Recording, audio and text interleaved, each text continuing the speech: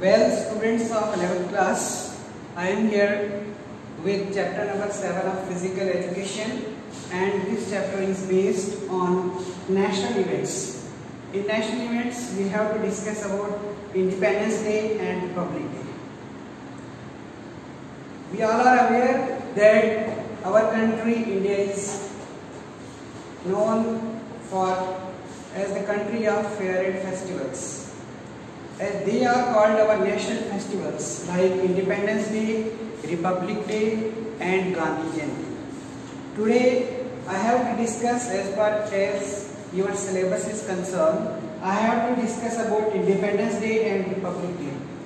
Let me first of all discuss here Independence Day. What Independence Day is and how it is celebrated, how India got independence from the clutches of cruel British Empire.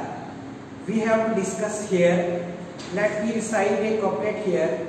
कुछ बात है कि हस्ती मिटती नहीं हमारी, कुछ बात है कि हस्ती मिटती नहीं हमारी, सदियों रहा है दुश्मन, सदियों रहा है दुश्मन, दौरे ज़मां हमारा, यूनान मिस्र रूम सब मिट गए जहाँ से, यूनान मिस्र रूम सब मिट गए जहाँ से, अब तक मगर है बाकी नामो निशान हमारा, अब तक मगर है बाकी नामो निशान हमारा, इसीलिए सारे जहाँ से अच्छा हिंदुस्तान हमारा, इसीलिए सारे जहाँ से अच्छा हिंदुस्तान हमारा.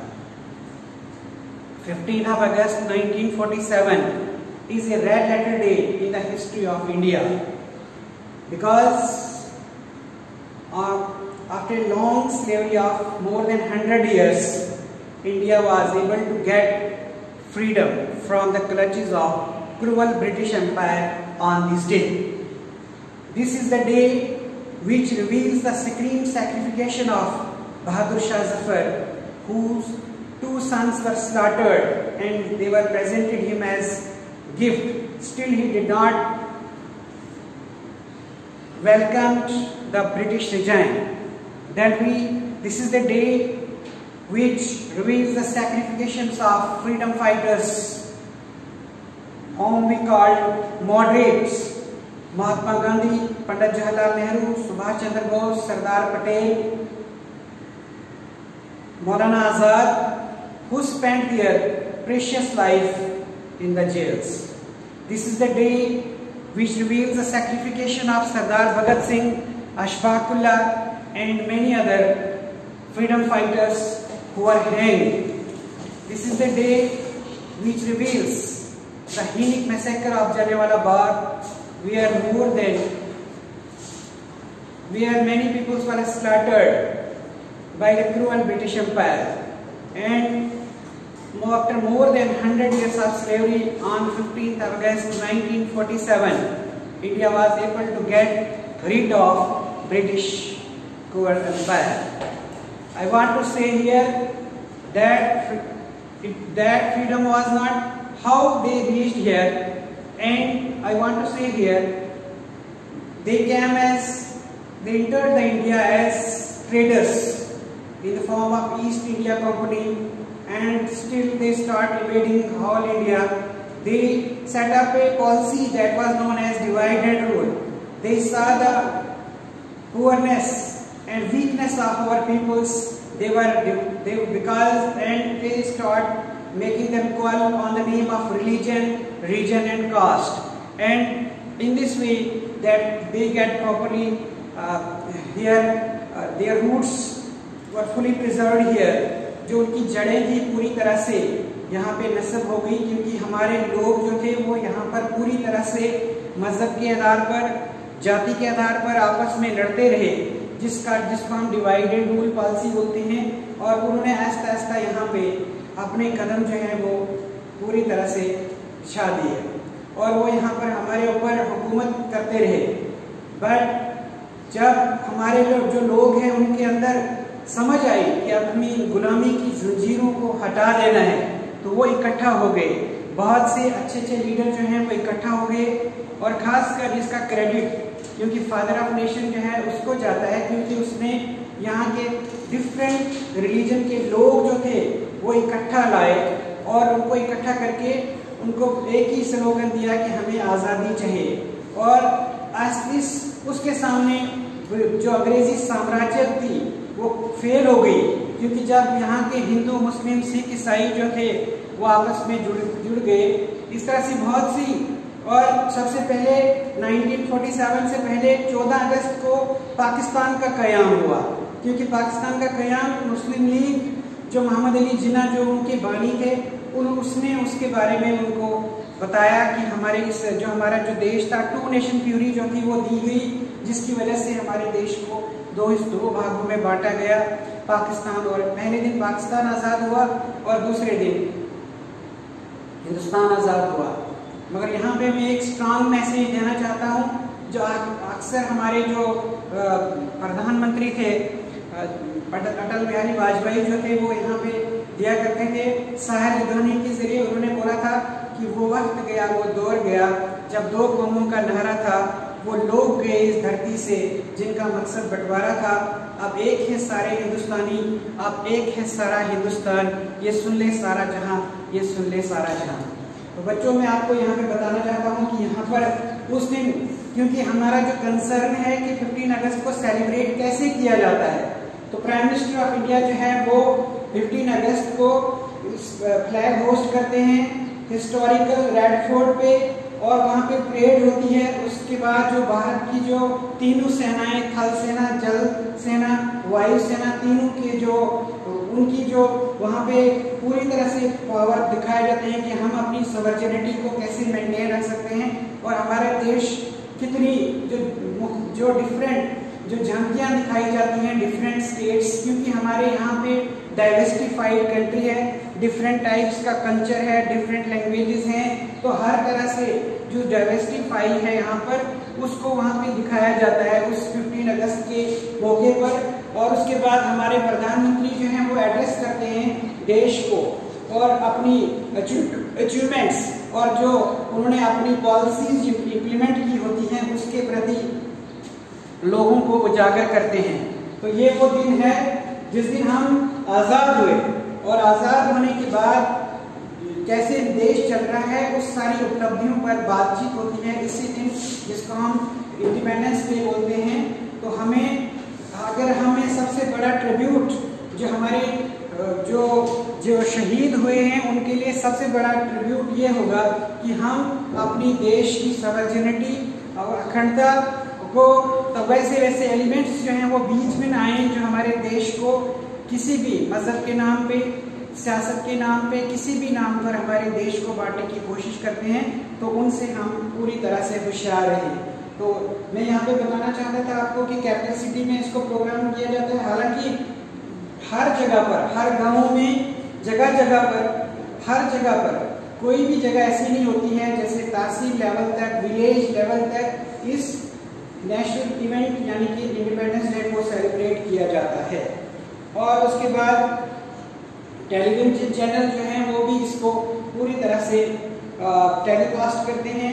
फ्लैग होस्टिंग होती है, सीनियर ऑफिशियल जितने भी जहाँ पे होते हैं स्कूल कॉलेजेस में इसको बनाया जाता है। तो आज मैं ये समझता हूँ वक्त की आवश्यकता है कि हम अपने मजहब के जो मजहबी त्यौहार है उनसे भी बढ़ चढ़ कर हम इस नेशनल फेस्टिवल को सेलिब्रेट करें। तो ये तो रही बात नेशनल इवेंट्स में इंडिपेंडेंस डे की।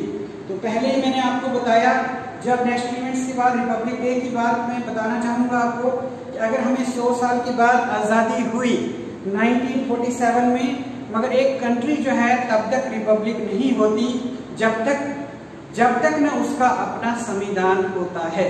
तो 26 जनवरी 1950, 26 जनवरी 1950 में भारत का संविधान बना।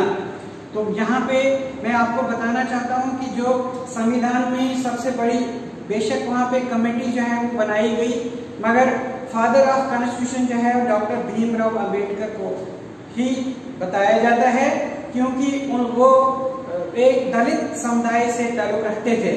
और उन्होंने बताया था कि उन्होंने प्रूव भी किया कि wealth of a person not lies in his class, colour और creed, but the wealth of a person lies in his doings.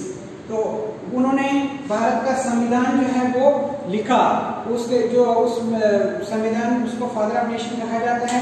तो 26 जनवरी 1950 में हमारा जो संविधान है उसके मुताबिक यहाँ पे क्या क्या इसका मैनिफेस्टो होगा और देश को कैसे रन करना है, ये सारा जो है 1950 से इम्प्लीमेंट हुआ। अगर 1947 को आज़ादी हुई तो 1950 में इसकी इम्प्लीमेंटेशन हुई, इसलिए इसको हम रिपब्लिक बोलते हैं। तो पहले मैंने आपको बताया कि एक कंट्री जो है उसको रिपब्लिक नहीं बताया जाता जब तक न उसका अपना एक संविधान हो।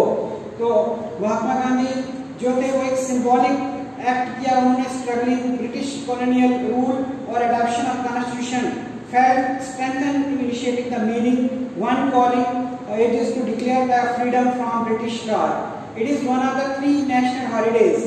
और उसके बाद to mark this, अगर मैंने पहले आपको बताया कि अगर हम इंडिपेंडेंस डे में हमारे प्रधानमंत्री जो है, क्योंकि प्रधानमंत्री यहाँ पर फ्लैग होस्टिंग करते हैं, मगर जो जहाँ तक संविधान की बात होती है तो जहाँ पे कॉन्स्टिट्यूशन यानी कि रिपब्लिक डे का ताल्लुक है उसमें प्रेसिडेंट ऑफ इंडिया और जो डिफरेंट स्टेट्स में जो डिफरेंट गवर्नर्स होते हैं और उसके बाद डिफरेंट ऑफिशियल्स ब्यूरोक्रेट्स जो हैं वो उसको फ्लैग उस दिन फ्लैग होस्टिंग करते हैं।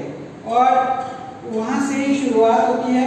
इंडियन नेवी, इंडियन फोर्स, तीनों तरह की जो सेनाएं हैं, president of India who is known as the supreme commander of the Indian armed force takes the salute और हेड ऑफ द स्टेट जो होता है वो चीफ गेस्ट होता है। इस दौरान में हम किसी भी कंट्री को बहुत से ओकेजन पर हमने बहुत से डिफरेंट कंट्री किसी भी को हम ऐसे इनवाइट करते हैं एज ए गेस्ट और उसको गेस्ट के तौर पर रखा जाता है ताकि हमारे उस अचीवमेंट्स को देख सके जो हमारे पीछे से अचीवमेंट चल रही है कि हमारे इतने सालों में हमारे देश किस तरक्की की दरबार कौन कौन से मार्ग जो हैं हमने हासिल किए।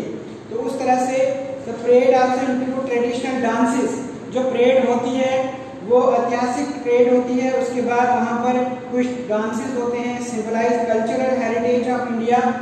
ए भाषण ने कुछ बताया हुआ था कि India has walk for torments ages, new men arises and gods are support our lapses. वो मैंने आपको शुरू में बात बताई थी कि हिंदुस्तान के लोगों की एक क्षमता है कि हम अच्छी चीज़ों को अडॉप्ट करते हैं, मगर जो हमारी वीकनेस है उसको हम बाहर फेंक देते हैं और अच्छी अच्छी चीज़ों को हम जो अडॉप्ट करते हैं। इसीलिए हमारे बीच में जो हमारी जो कल्चर और हमारी जो तहजीब है वो अभी भी जिंदा है। इसीलिए मैं आपको बताना चाहता हूँ कि ये every person should share the work of nation but it is the major responsibility of youth to reconstruct a nation because we are the citizens of tomorrow and we have to build a tomorrow's nation. Okay.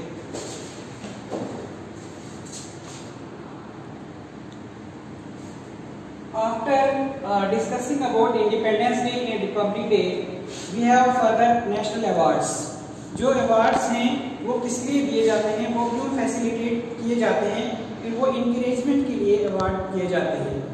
क्योंकि आप देखते हैं कि ज़्यादातर ये जो चाहे वो इंडिपेंडेंस डे हो, बहादुरी के लिए अवार्ड दिए जाते हैं ताकि और उसके अंदर वो जो जोश और देश के प्रति करने के लिए कुछ काम करने के लिए अच्छे से अच्छे अवार्ड काम करने के लिए उसको प्रेरित किया जाता है और उसको अवार्ड दिया जाता है जिनको हम नेशनल अवार्ड कहते हैं। तो डिफरेंट अवार्ड्स जो भी हैं वो दिए जाते हैं, चाहे वो खेल के।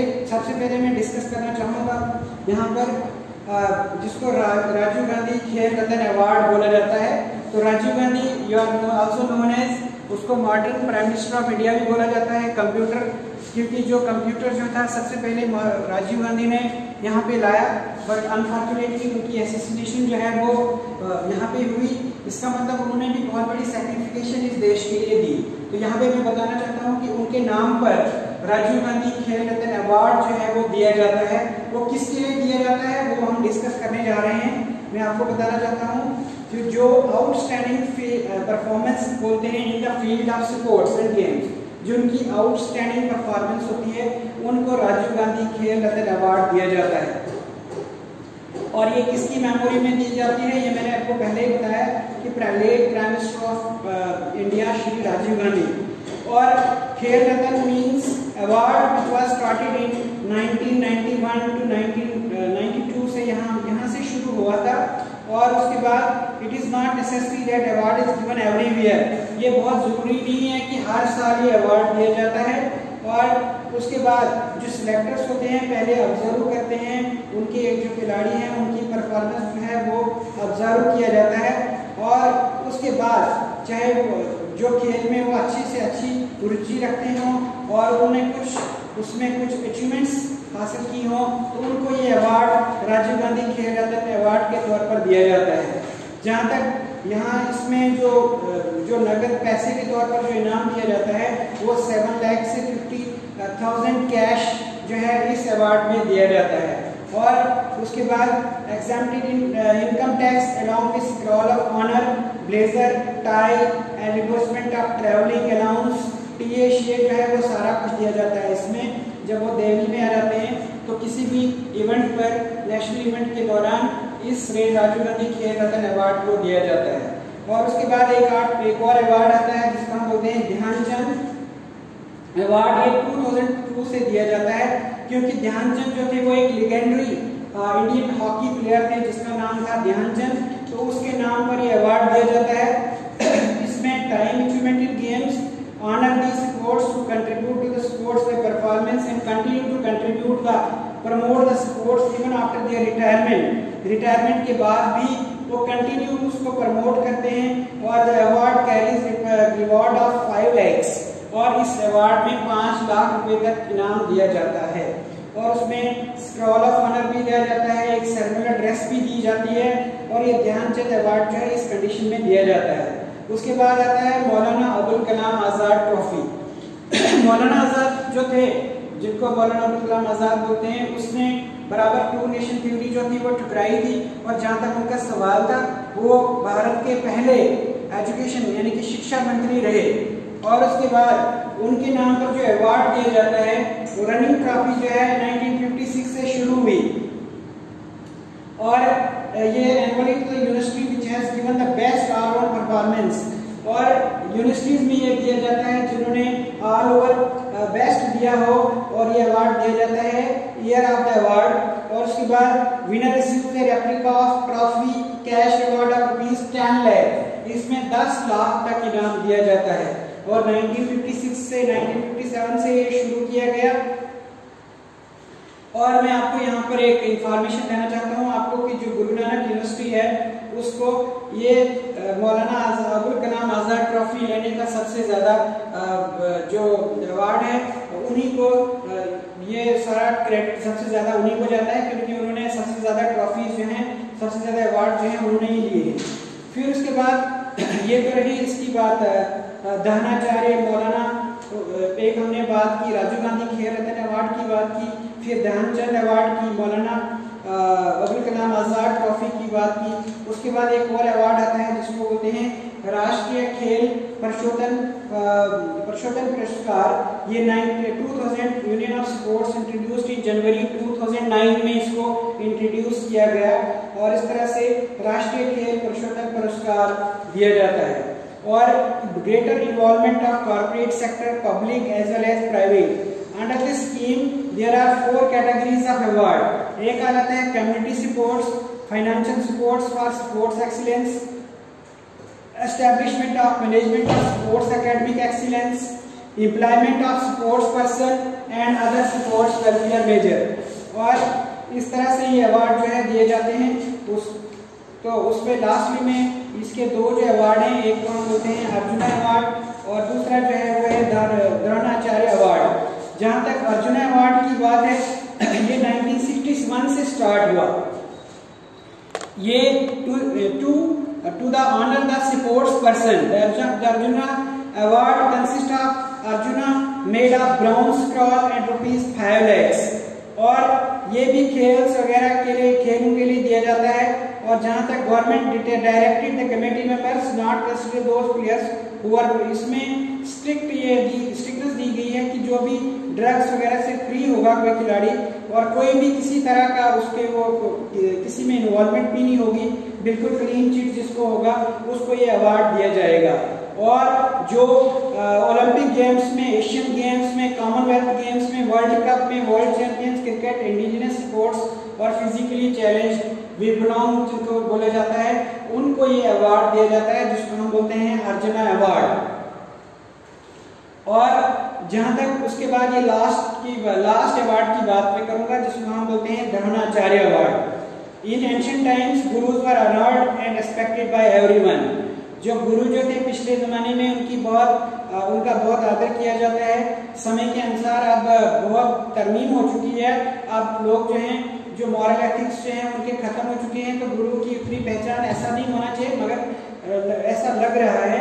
इसीलिए यहाँ पर अकॉर्डिंग टू दिस टेक्स्ट लोग बता रहे हैं कि पहले जो है वो बहुत ऑनर किया जाता था और उसके बाद जो कोचिंग देते थे उनको गुरु माना जाता था, और आजकल उनको कोचेस बोला जाता है, ट्रेनर बोला जाता है, टीचर बोला जाता है, मेंटर बोला जाता है। और उस तरह से ये द्रोणाचार्य जो है 1985 में डॉक्टर राधाकृष्णन जो कि भारत के प्रधान प्रेसिडेंट भी थे, और उन्होंने एज ए टीचर के तौर पर अपना करियर शुरू किया। तो क्योंकि उन्हीं के नाम पे शिक्षा दिवस बनाया जाता है, टीचर्स डे। तो ये award is those two coaches who have given first performance result at international level for 3 years।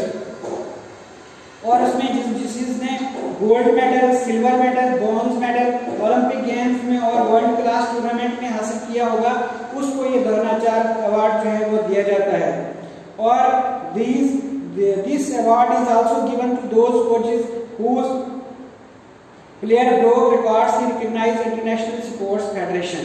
तो मैं आप लास्टली, और इसमें 5 लाख तक दिया जाता है, और ये सिंपल गुरु द्रोणाचार्य और इसका सर्टिफिकेट भी साथ में दिया जाता है।